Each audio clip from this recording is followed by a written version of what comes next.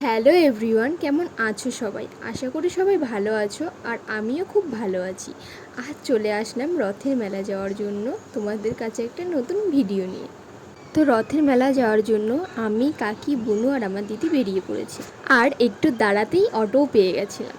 তো অটোতে উঠে পড়েছি আর আমাদের মেলাটা হচ্ছে মহাদেবপুর। আর এই যে আমার শয়তান বনুটা, দেখো ঘুরতে যাওয়ার জন্য এত খুশি হয়ে গেছে, মানে ও অটোমেটিক হেসেই যাচ্ছে। ওখানে পৌঁছেই প্রথমে চলে গেছিলাম পার্কে, কারণ আমার বনুটা এত পার্কে যাওয়ার জন্য বায়না করছিল।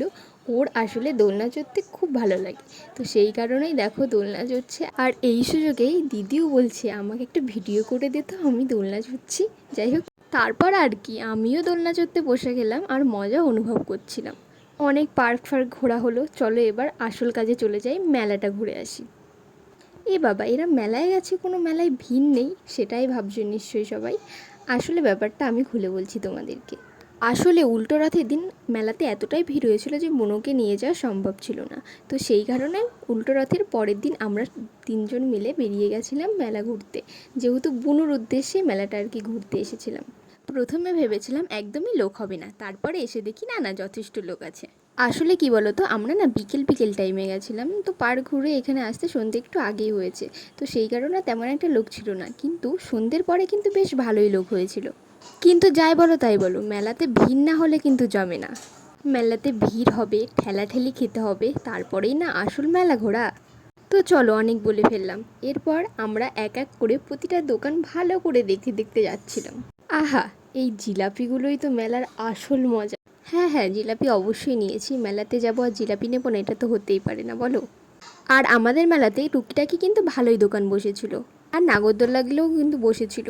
আর আমি না নাগরদোল্লা দেখলে না একটু খুব এড়িয়েই চলি, কেননা ওটা দেখে না আমি খুব ভয় পাই। তাই জন্য ওর কাছে গেলে যেন আমার মাথা ঘোরে। হ্যাঁ হ্যাঁ, সামনে সেই মেয়েদের ইমোশনাল জিনিসগুলো দেখতে পাচ্ছি। মানে মেলায় যাবো আর একটা কানের কিনবো না, সেটা তো হতেই পারে না বলো।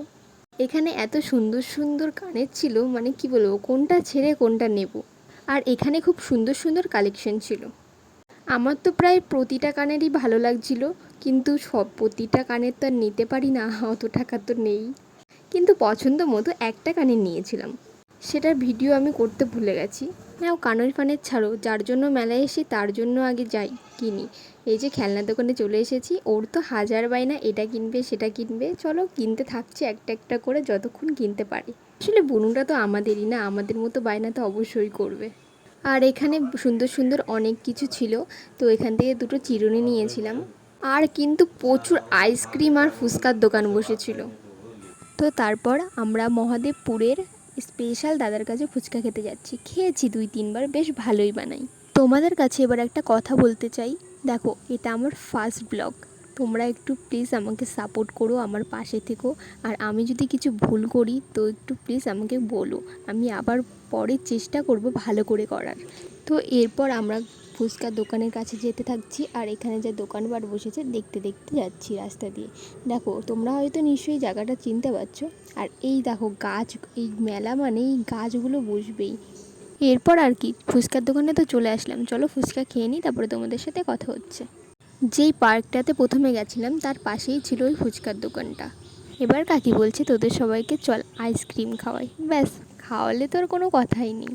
চলো এবার আইসক্রিম খেতে চাই, আর আমার বোনও তো আইসক্রিম খেতে খুব ভালোবাসে।